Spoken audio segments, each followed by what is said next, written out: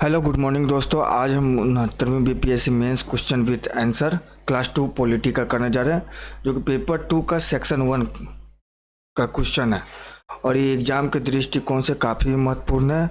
और ये previous year repeated question ज़्यादातर आता है, तो इसका प्ले लिस्ट भी बना हुआ है जिसमें कि हिस्ट्री का बना हुआ है, आपका साइंस का बना हुआ है। आप उस प्ले लिस्ट में आप वीडियो को देख सकते हैं। तो चलिए क्लास 2 स्टार्ट करते हैं। क्लास 2 का क्वेश्चन नंबर दो का है। क्लास 1 में आपका क्वेश्चन नंबर 1 का ABCDE तक क्वेश्चन करा दिया गया।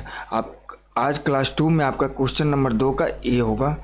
तो चलिए क्वेश्चन देखते हैं। भारतीय संवैधानिक पाठ के अनुसार राष्ट्रपति और प्रधानमंत्री के बीच संस्थागत संबंध पर चर्चा कीजिए। वर्तमान संदर्भ में उनकी बदलती भूमिका पर चर्चा कीजिए। ये 38 नंबर का क्वेश्चन होता है, जो कि आपको 1000 शब्दों से 1200 शब्दों में लिखना है। तो क्वेश्चन नंबर 2 का ए, भारतीय संवैधानिक पाठ के अनुसार राष्ट्रपति और प्रधानमंत्री के बीच संस्थागत संबंध पर चर्चा कीजिए। वर्तमान संदर्भ में उनकी बदलती भूमिका पर चर्चा कीजिए। उत्तर, प्रधानमंत्री मंत्रिमंडल और राष्ट्रपति के बीच की कड़ी होता है। मंत्रिमंडल के निर्णयों को प्रधानमंत्री के माध्यम से राष्ट्रपति तक पहुंचाया जाता है। प्रधानमंत्री ही राष्ट्रपति को सभी सरकारी और विधायी मामलों से अवगत कराता है। प्रधानमंत्री अपने नीतिगत फैसलों से समय समय पर राष्ट्रपति को अवगत कराता है, जबकि राष्ट्रपति का कर्तव्य है कि अनुच्छेद 60 के तहत प्रधानमंत्री के नीतिगत फैसलों का अनुमोदन कर भारत के संविधान और कानून का संरक्षण, सुरक्षा और बचाव करना। संविधान में कुछ संवैधानिक अनुच्छेद हैं जो प्रधानमंत्री और राष्ट्रपति के बीच कड़ियों को जोड़ने का कार्य करते हैं।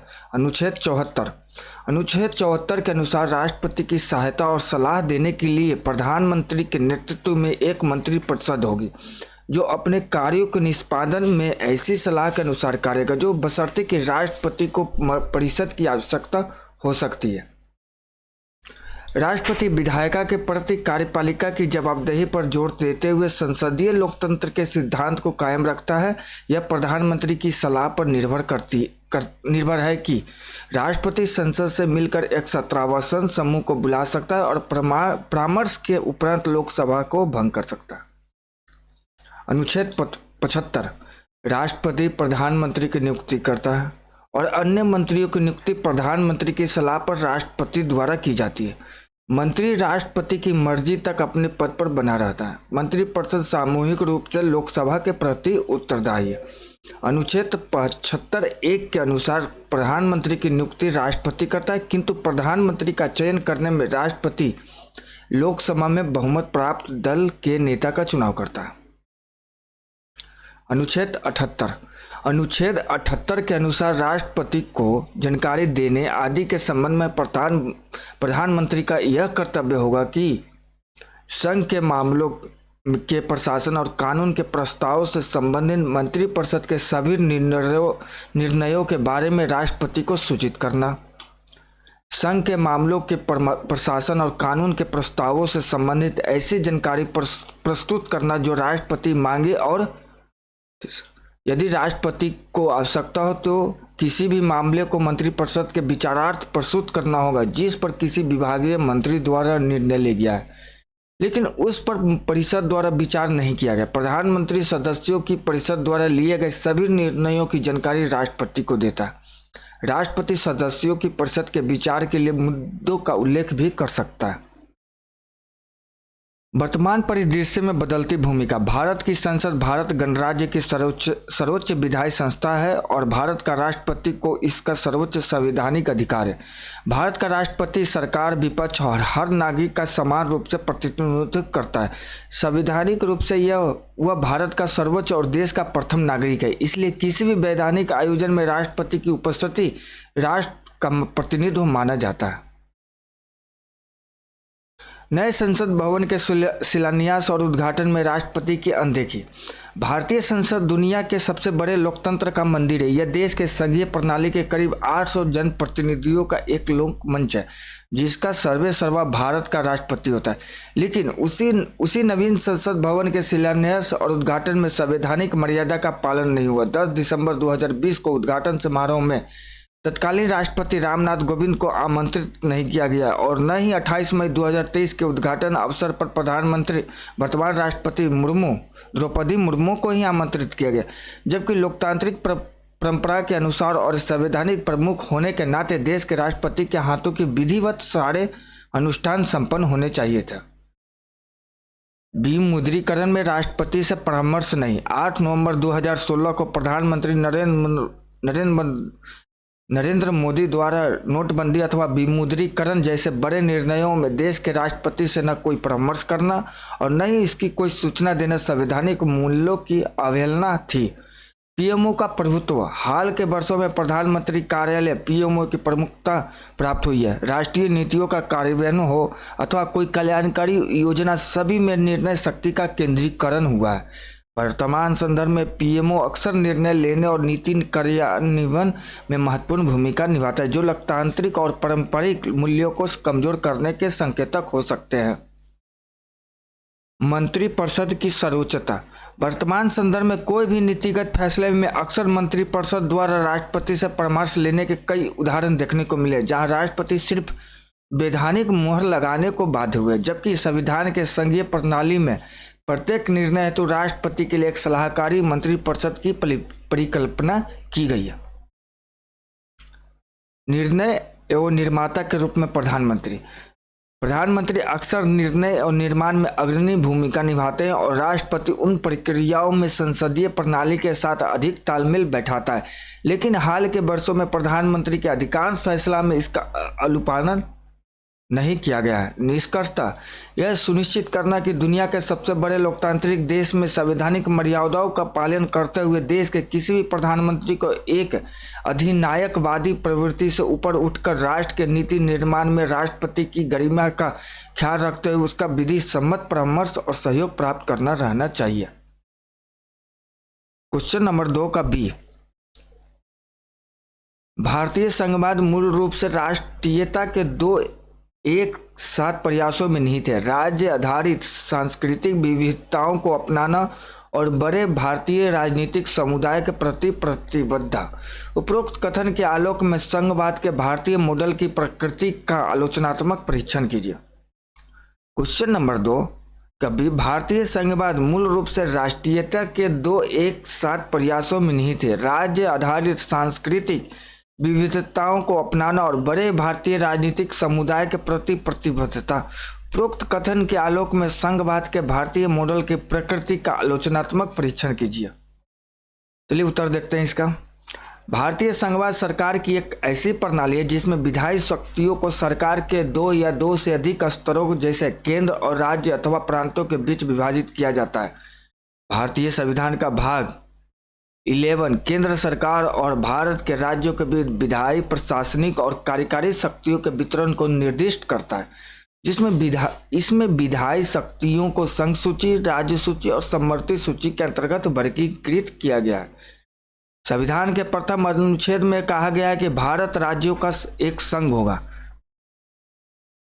लेकिन संविधान निर्माता संघीय शासन को अपनाते हुए भारतीय संघ व्यवस्था का भावी दुर्बलताओं को दूर रखने के लिए प्रयासरत थे और इस कारण भारत के संघीय शासन में ही एकात्मक शासन के कुछ लक्षणों को अपना लिया गया। संघवाद प्रकृति। भारत का संघवाद एक संघीय संरचना की स्थापना करना,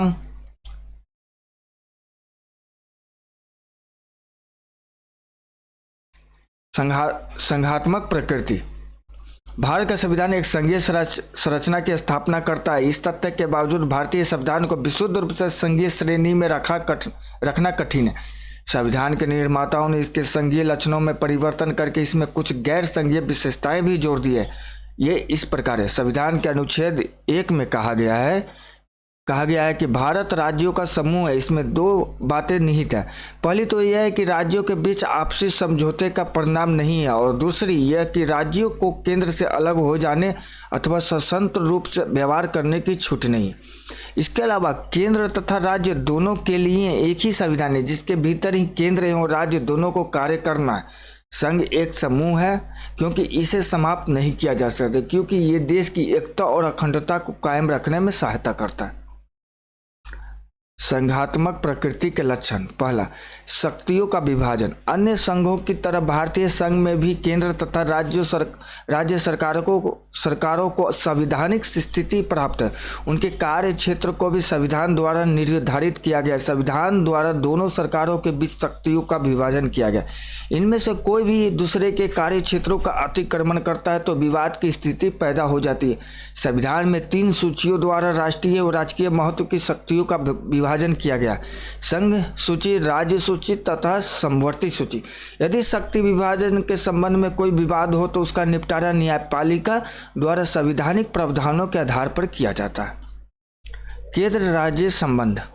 भारतीय संविधान एक संघात्मक ढांचे का निर्माण करता है जिसमें केंद्र और राज्य दोनों का निर्माण संविधान द्वारा तय होता है। दोनों ही अपनी शक्तियों इसी संविधान से प्राप्त करते हैं। भारतीय संविधान का भाग 11 केंद्र राज्य संबंधों को समर्पित है। इसे विधायी और प्रशासनिक संबंधों में विभाजित किया गया। भाग 12 में वित्तीय संबंधों को नियंत्रित करने वाले कानून भी शामिल है। चलिए दूसरा में फर्स्ट देखते हैं, विधायी संबंध। अनुच्छेद 245 से 255 संघ और राज्यों, विशेष रूप से संसद और राज्य सभाओं के बीच विधायी संबंधों से संबंधित है। यह संघ और राज्यों के विधायी शक्तियों का दायरे का विश्लेषण करता है। हालांकि प्रावधानों विश्लेषण करने से पता चलता है कि संसद के पास स्पष्ट रूप से राज्य विधानमंडलों पर अधिक शक्तियां हैं, लेकिन राज्य की आकांक्षाओं या उनके हितों की अनदेखी नहीं कर सकते। विभिन्न प्रावधानों उन विषयों को परिभाषित करते हैं जिन पर वे कानून बना सकते हैं। राज्य और राष्ट्रीय कानून के बीच असंगतता का परिणाम संसद की अवशिष्ट शक्तियां और कई अन्य प्रावधान। अनुसूची 7 संघ सूची, राज्य सूची और समवर्ती सूची को संबोधित करती है।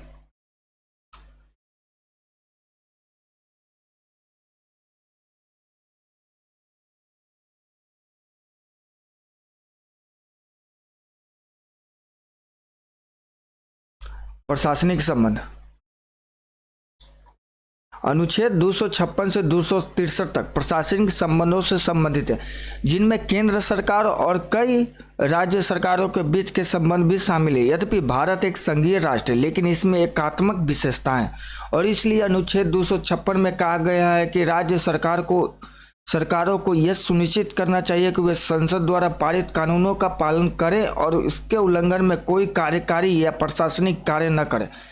केंद्र और राज्यों के बीच बेहतर संबंध स्थापित करने के लिए सरकारी आयोग ने दोनों के बीच प्रशासनिक संबंधों में सहकारी संघवाद की वकालत की थी। यह बहुत महत्वपूर्ण था क्योंकि संघीय और राज्य स्तर पर काम करने वाली कई पार्टियां अक्सर उथल पुथल और अविश्वास पैदा करती है, जिससे प्रशासन अक्षम हो जाता है। वित्तीय संबंध। भारतीय संविधान का भाग 12 अनुच्छेद 264 से 293 केंद्र और राज्यों के बीच वित्तीय संबंध से संबंधित है। चूंकि भारत एक संघीय देश है, इसलिए जब कराधान की बात आती है तो यह शक्तियों के विभाजन का पालन करता है और राज्य को धन आवंटित करना केंद्र की जिम्मेदारी बन जाती है। इसके साथ ही राज्य अपनी जरूरतों के हिसाब से वित्तीय बजट पेश करते और कराधान की व्यवस्था करते हैं। तीसरा, शैक्षणिक स्वायत्तता। राज्य को अपनी शिक्षा नीतियों को आकार देने की स्वायत्तता है, जिससे उन्हें क्षेत्रीय भाषा और संस्कृति के आधार पर पाठ्यक्रम शामिल करने की अनुमति मिलती है। यह स्वायत्तता राजकीय अथवा क्षेत्रीय सांस्कृतिक विरासत के संरक्षण का समर्थन करती है। चौथा, एक सदनीय और द्विसदनीय विधानमंडल। यह राज्यों में विविध शासन मॉडलों को अपनाने के मामले में संघीय ढांचे के लचीलेपन को दर्शाता है। ऐसा सेटअप तो उनकी सांस्कृतिक और प्रशासनिक आवश्यकताओं के अनुरूप हो, उसे राज्य एक सदनीय और द्विसदनीय विधानमंडल में से कोई मॉडल चुन सकते हैं। पांचवा, स्थानीय सरकार की स्वायत्तता। एक संघीय संरचना में निर्वाचन के माध्यम से स्थानीय शासन की मान्यता देकर उनकी स्वायत्तता को प्रोत्साहित करती है। उसमें स्थानीय प्रतिनिधि और समुदायों को उनकी विशिष्ट सांस्कृतिक और क्षेत्रीय पहचान के आधार पर विकासात्मक आवश्यकताओं को प्रोत्साहित करने की छूट को निश्चित करता है। छठा, जनजातीय क्षेत्रों के लिए स्वायत्तता। संघीय संरचना विविध सांस्कृतिक और जनजातीय स्वरूप को स्वीकार करती है। भारतीय संविधान में 5वीं और 6वीं अनुसूची के तहत जनजातीय क्षेत्रों को स्वायत्तता प्रदान कर उनकी जनजातीय और सांस्कृतिक पहचान को कायम रखा गया है। यह अनुसूचियां स्वशासन तंत्र और उनके विशिष्ट सांस्कृतिक प्रथाओं को सुरक्षित कर जनजातीय क्षेत्रों को सशक्त बनाती है। एकात्मक प्रकृति के लक्षण। पहला, संघ व राज्य के लिए एक ही संविधान। अमेरिका और स्विट्जरलैंड में संघीय व्यवस्था में केंद्र व राज्यों के अलग अलग संविधान है, लेकिन भारत में केंद्र व राज्यों के लिए एक ही संविधान है।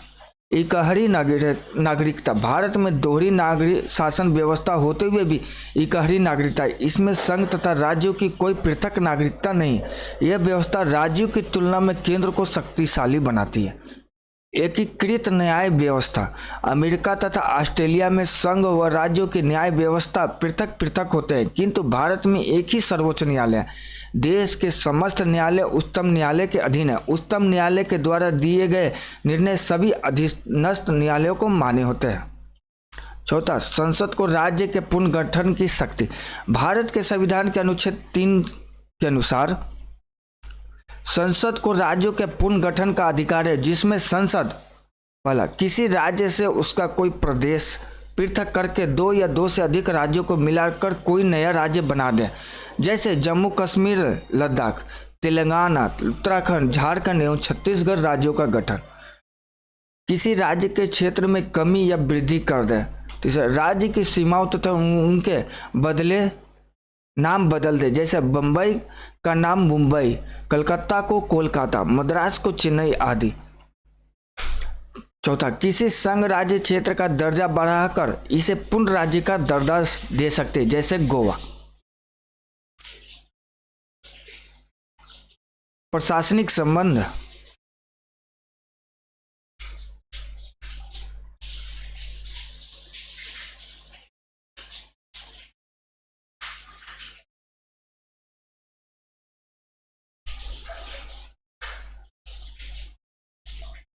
पांचवा, राष्ट्रपति द्वारा राज्यपालों की नियुक्ति।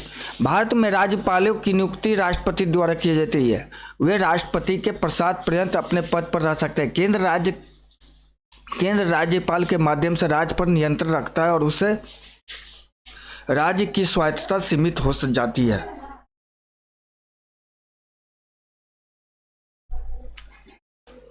छठा, राज्य विधानमंडलों में प्रस्तुत विधेयकों पर राष्ट्रपति की पुरस्कृति। कुछ विधेयकों को राज्य विधानसभा में प्रस्तुत करने से पूर्व राष्ट्रपति की अनुमति आवश्यक होती है। उदाहरणतः यदि राज्य विधानमंडल अनुच्छेद 304 ख के अंतर्गत राज्यों के मध्य व्यापार पर सार्वजनिक हित में प्रतिबंध लगाना चाहता है, तो ऐसे विधेयकों को राज्य विधानमंडल में प्रस्तुत करने से पूर्व राष्ट्रपति की अनुमति आवश्यक होती है। संकट काल में एकात्मक रूप। सामान्य परिस्थिति में भारतीय संविधान संघीय आधार पर कार्य करता है, किंतु संकट काल में राष्ट्रपति द्वारा आपातकाल की घोषणा करने पर राज्य की स्वायत्तता समाप्त हो जाती है। संविधान के अनुच्छेद 352 के अंतर्गत युद्ध या बाह्य आक्रमण या सशस्त्र विद्रोह, अनुच्छेद 356 के अंतर्गत राज्यों में संवैधानिक तंत्र की विफलता, अनुच्छेद 360 के अंतर्गत वित्तीय आपात जैसे आपात हालत में भारत की संघीय व्यवस्था एकात्मक रूप ग्रहण कर लेती है। आठवां, संविधान संशोधन प्रक्रिया में संघ की सर्वोच्चता। संविधान के संशोधन में भी संघीय संसद को राज्य विधानमंडल की अपेक्षा अधिक शक्तियां प्राप्त है। भारतीय संविधान का अधिकांश भाग संसद के साधारण बहुमत से संशोधित किया जा सकता है। कुछ संशोधनों को संसद के 2/3 बहुमत से पास किया जा सकता है, लेकिन संविधान के कुछ उपबंध हैं जिन पर राज्यों की स्वीकृति अनिवार्य है। भारत में राज्यों का संविधान में कोई संशोधन का प्रस्ताव रखने का अधिकार नहीं है। एकल संरचनाएं।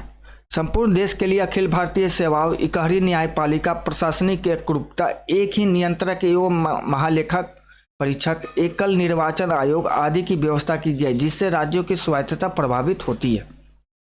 10वां, राज्यों की दुर्बल वित्तीय स्थिति। राज्यों की आय के स्रोत बहुत ही सीमित है। वे वित्तीय स्रोत राज्यों के लोक कल्याणकारी सेवाओं और विकास के लिए अपर्याप्त होते हैं, इसलिए राज्य अनुदान और सहायता के लिए केंद्र पर आश्रित रहते हैं। केंद्र द्वारा राज्य को अनुदान शर्तों के आधार पर दिया जाता है। इस प्रकार राज्यों पर केंद्र का नियंत्रण रहता है। राज्यों की आर्थिक दुर्बलता और संघ पर उनकी निर्भरता राज्यों की स्वायत्तता को सारहीन बना देती है।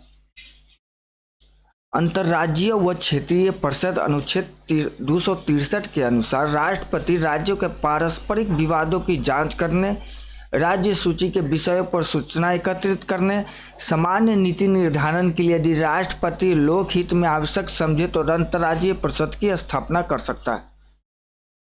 संवैधानिक प्रावधानों के अतिरिक्त योजना नीति आयोग, राष्ट्रीय विकास परिषद और सीबीआई जैसे ईडी जैसे संविधानेतर संस्थाएं ने भी केंद्र को अधिक शक्तिशाली बनाया है। साथ ही कभी कभी किसी प्रधानमंत्री के चमत्कारी अथवा तानाशाही व्यक्तित्व और केंद्र और राज्य में एक दलीय सरकार भी केंद्रीय शक्ति को अधिक सशक्त बनाने के कारक बनते रहे।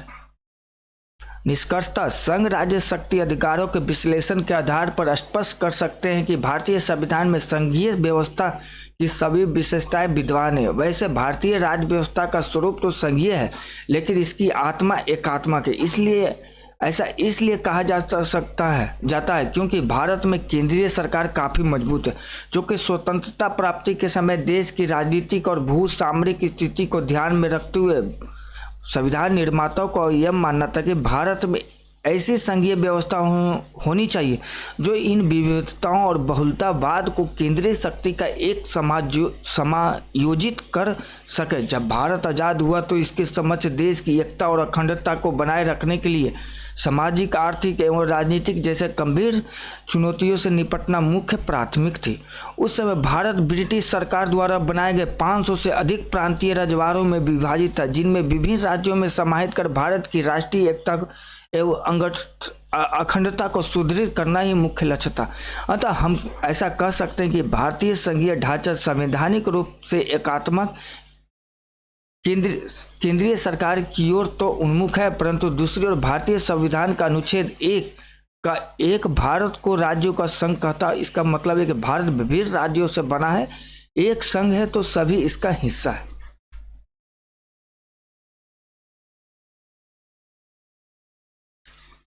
क्वेश्चन नंबर 3 का ये बिहार में गठबंधन की राजनीति के मूल सिद्धांतों को विशेषतः राष्ट्रीय हितों की पूर्ति के दृष्टिकोण से विवेचित एवं विश्लेषित कीजिए।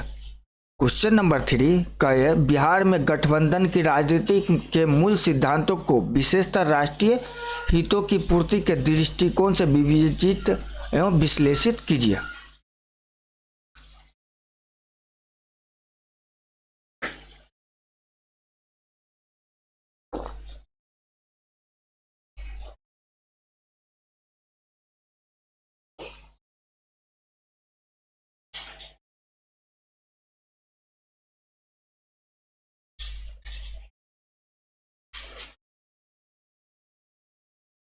चलिए उत्तर देखते हैं।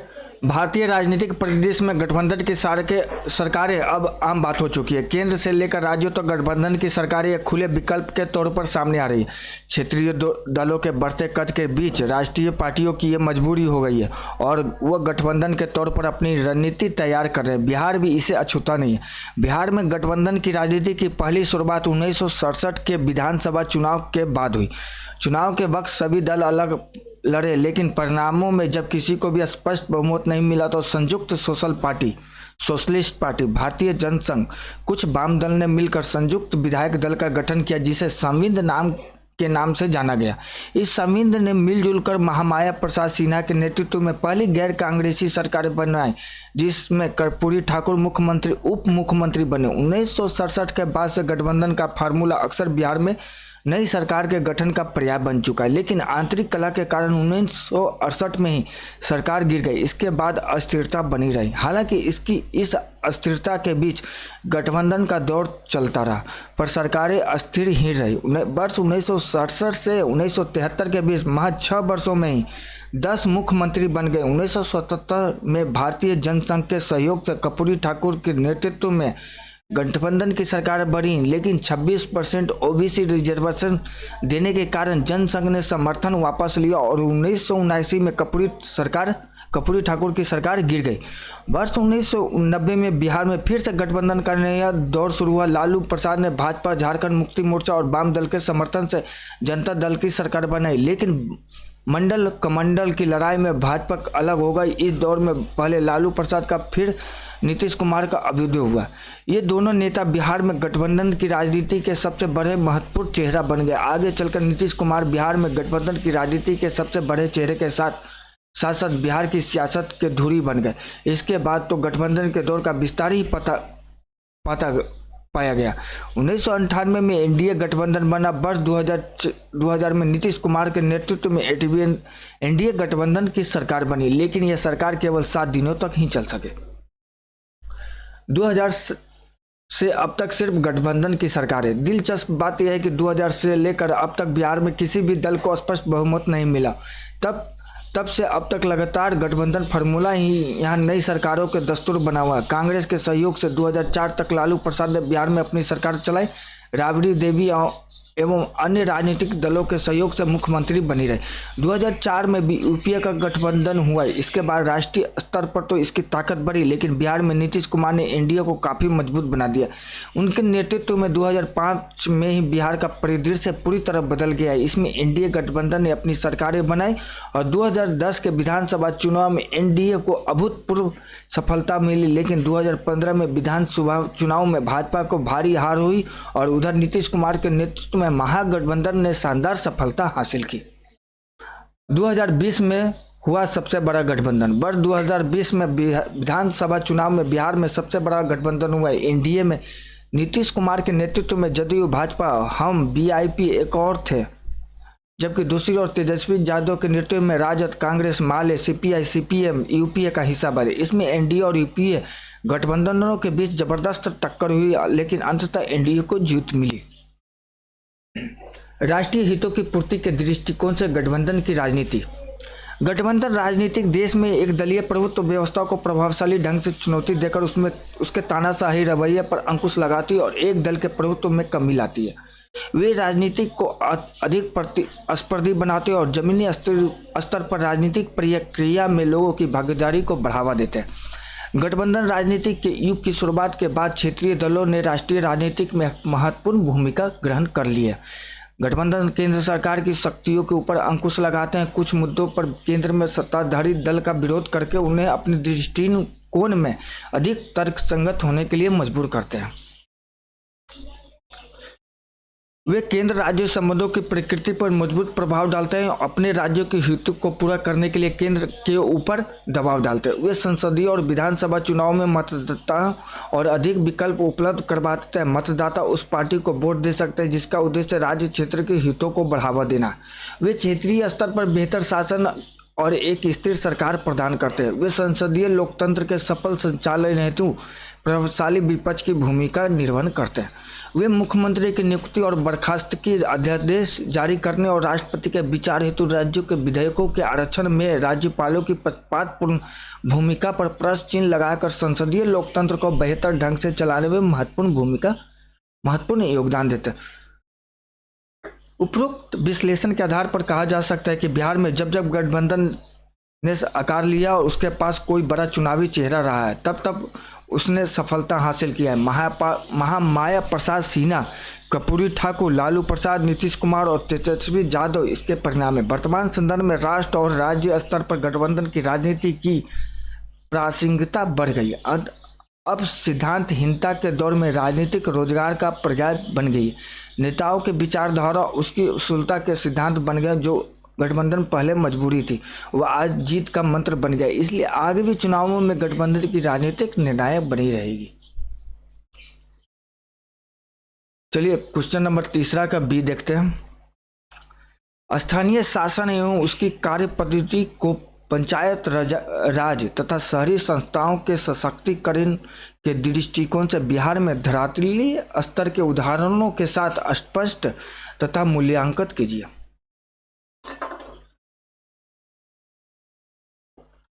क्वेश्चन नंबर 3 का बी, स्थानीय शासन एवं उसकी कार्य पद्धति को कार्य पंचायत तथा शहरी संस्थाओं के सशक्तिकरण के दृष्टिकोण से बिहार में धरातलीय स्तर से उदाहरणों के साथ स्पष्ट तथा मूल्यांकन कीजिए। चलिए उत्तर देखते हैं।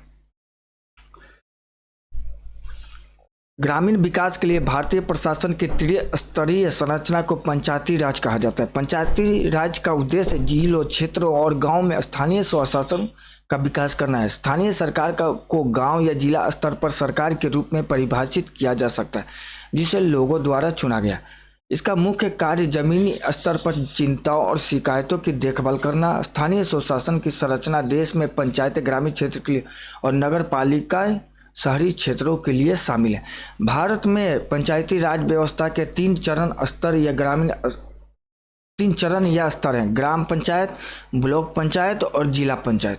ग्राम पंचायत, ब्लॉक पंचायत और जिला पंचायत। संवैधानिक प्रावधान 1992 का 73वां संविधान संशोधन अधिनियम पंचायतों में अनुच्छेद 243 से 243 ओ तक प्रावधान है। 1992 का 74वां संवैधानिक संशोधन अधिनियम नगर पालिकाओं में अनुच्छेद 243 पी से 243 जेड जी तक प्रावधान शामिल है। स्थानीय स्वशासन के कार्य। पहला, प्रशासनिक कार्य।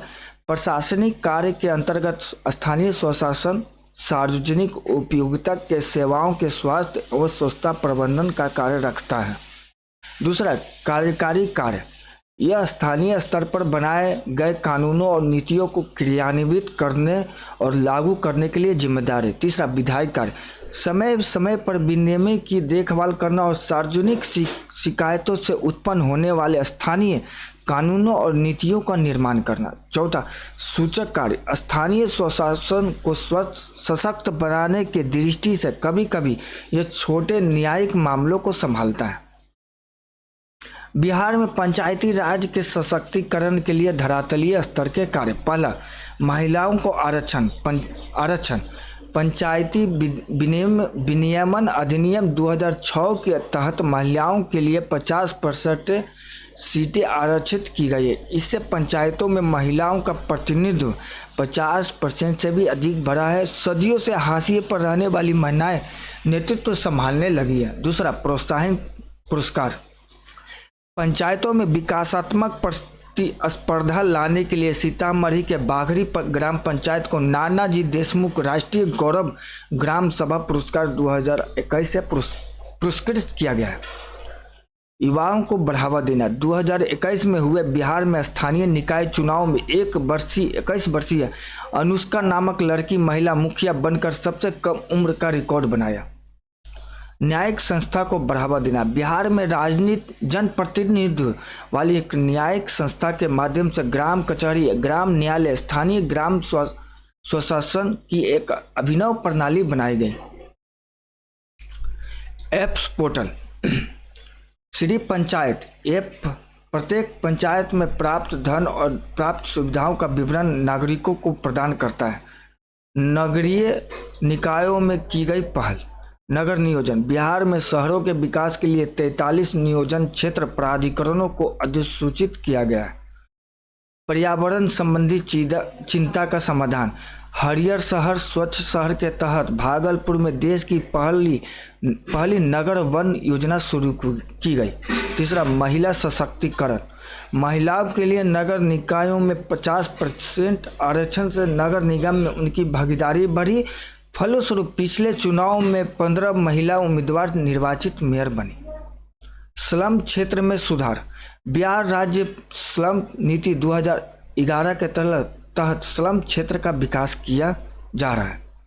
पांचवा, सुनिश्चित जन भागीदारी। बड़े पैमाने पर सामुदायिक जन भागीदारी हासिल करने और उन तक पहुंचने के लिए स्थानीय स्वशासन को बढ़ावा देने पर विशेष बल दिया जा रहा है। जैसा कि गांधी जी का मानना था कि पंचायत राज सच्चे लोकतंत्र का प्रतिनिधित्व करता है। हाशिए पर रहने वाले और कमजोर लोग, विशेषकर महिलाएं, बच्चे और गरीब ग्राम स्वराज के माध्यम से सशक्त बन सकते हैं। तो दोस्तों, इसी तरह से आपका क्लास 2 पॉलिटी का ख़त्म हो गया, समाप्त हुआ 69वीं का। तो आज आप चैनल को ज़्यादा से ज़्यादा शेयर और सब्सक्राइब और लाइक करिए और कमेंट करिए। अगर वीडियो में कोई सुधार की ज़रूरत हो तो उसे करेंगे। और नेक्स्ट वीडियो हम 68वीं का लाएंगे, बीपीएससी मेंस पॉलिटी का। Okay, thank you.